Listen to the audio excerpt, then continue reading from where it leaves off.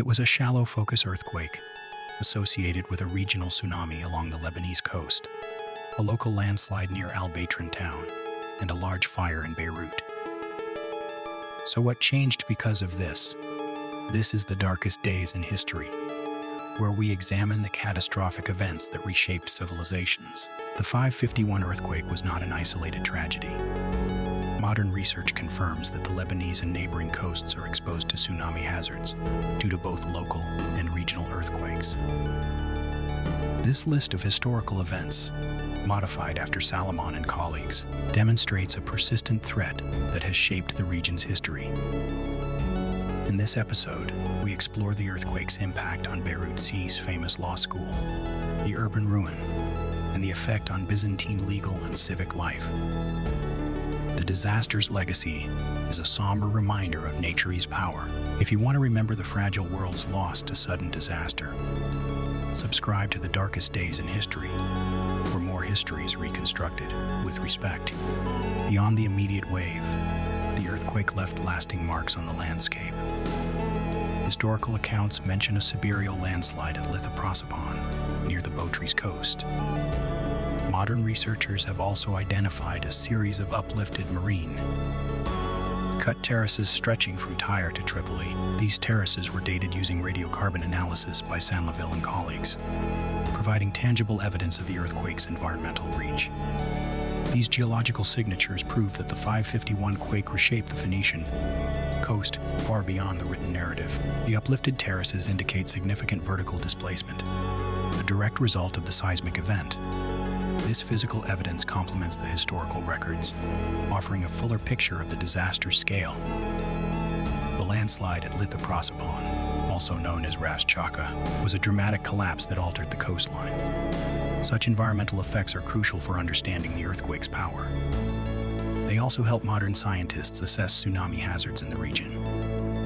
By studying these ancient imprints, we can better prepare for future events. The terraces, formed by the sudden uplift of the land, are a silent testament to the forces that shook the earth. They remind us that the ground beneath our feet is never truly stable.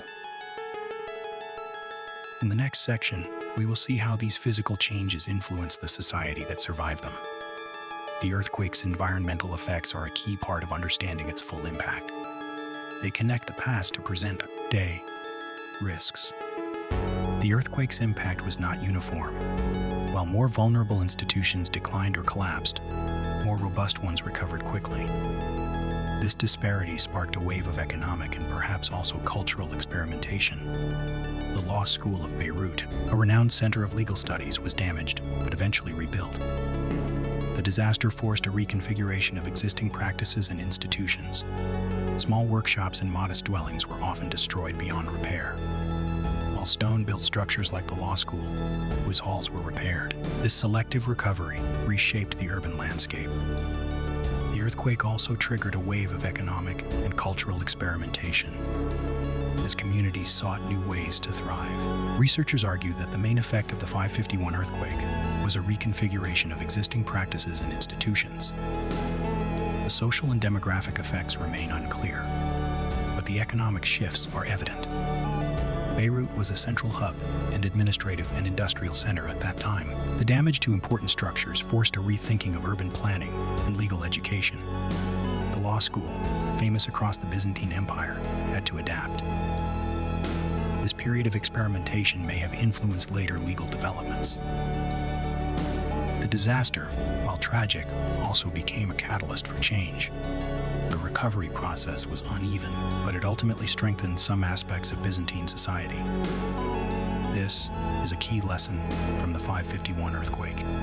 Our primary textual anchor for this disaster comes from the historian Agathias. In his histories, he describes seismic phenomena at Berytus, Alexandria, and Kos. Scholar Stein was the first to identify that this passage refers to the 551 earthquake, not the later 554 event as previously thought. This precise dating gives us a rare eyewitness account from the Byzantine period. Agathias was a contemporary who may have experienced the earthquake himself. His account provides details on the destruction and the fear it inspired. The passage occurs immediately after his account of the year 555, which had caused confusion. Stein's correction was crucial for historians. Agathia writing also served a narrative purpose, offering relief from military history and introducing cultural and scientific interest. The earthquake account was well suited as a transitional passage between Italy and the other end of the empire. Agathia's testimony is invaluable for understanding the event's impact on Byzantine legal and civic life. It also sheds light on the intellectual climate of the time. The historian's own education at Alexandria may have been affected by the earthquake. His birth date is estimated based on his studies. This personal connection adds a human dimension to the disaster. As we uncover these ancient accounts, remember to subscribe to the Darkest Days in History to support our work. The underlying cause of the 551 disaster lies in the region's complex geology. The Dead Sea Transform Fault has a right stepping offset that creates a restraining bend. This bend induces transpressional deformation, forming several thrust faults, including the recently identified Mount Lebanon thrust. This thrust was proposed as the source for both the earthquake and the tsunami. Geophysical analysis reveals that the Mount Lebanon thrust generated a magnitude 7.5 earthquake. The coseismic deformation was modeled, constraining vertical offset using evidence of uplifted marine cut terraces. The simulation showed a notable drawdown and minimal inundation, compatible with historical observations. The results suggest that this offshore scenario can explain the 551 tsunami without needing secondary landslide sources. The review of historical events is thus an important tool to characterize earthquake and tsunami hazards in this area. The Mount Lebanon thrust is a key feature for understanding future risks. The bend in the fault system concentrates stress, making it a likely source for large earthquakes. This tectonic setting explains why Beirut has been repeatedly devastated. Modern scientists continue to study this fault to better assess the threat. The 551 event serves as a reminder of the powerful forces beneath the Earth's surface understanding. These mechanisms is crucial for coastal communities today. Complicating the picture, a fierce fire swept through Beirut after the earthquake. The ensuing fire increased the damage and made it impossible to distinguish the relative impact caused by the two earthquakes, the tsunami and the fire. Beirut was a central hub, an administrative and industrial center. The earthquakes and tsunami affected important structures, including the law school. Archaeological findings of scouring in Beirut harbor bedrock revealed considerable tsunami effects. The harbor and offshore area were the most badly affected, with many casualties. The fire added another layer of destruction, obscuring the separate contributions of each disaster. This compounded devastation made recovery even more challenging. The fire likely started from overturned lamps or broken hearths, spreading rapidly through the wooden structures. It consumed what the earthquake and tsunami had left standing. The damage to the law school was particularly significant, as it was a center of legal education in the Byzantine Empire. The disaster disrupted the training of lawyers and administrators, affecting civic life. The fire's aftermath left a scar on the city's landscape. It also erased evidence that could have helped historians separate the effects. The combined impact of earthquake, tsunami, and fire created a catastrophe of immense proportions. The 551 earthquake was a shallow focus event that triggered a tsunami, a landslide, and a fire. It caused heavy destruction with great loss of lives, especially in Beirut, with intensity reaching X2X on the EMS 92 scale. The disaster devastated the city's famous law school and disrupted Byzantine legal and civic life. The fire that followed made it impossible to separate the impacts of each element.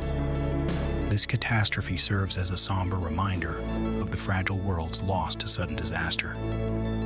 The coastal collapse, tsunami impact, and urban ruin reshaped the Levantine coast.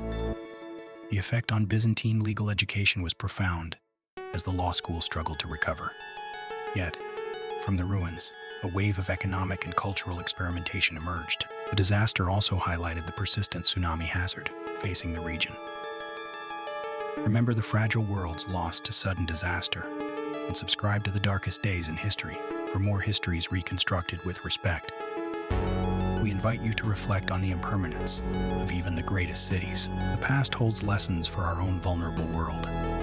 The 551 earthquake is a testament to nature's power and human resilience. By studying these events, we honor those who lived through them and prepare for the future.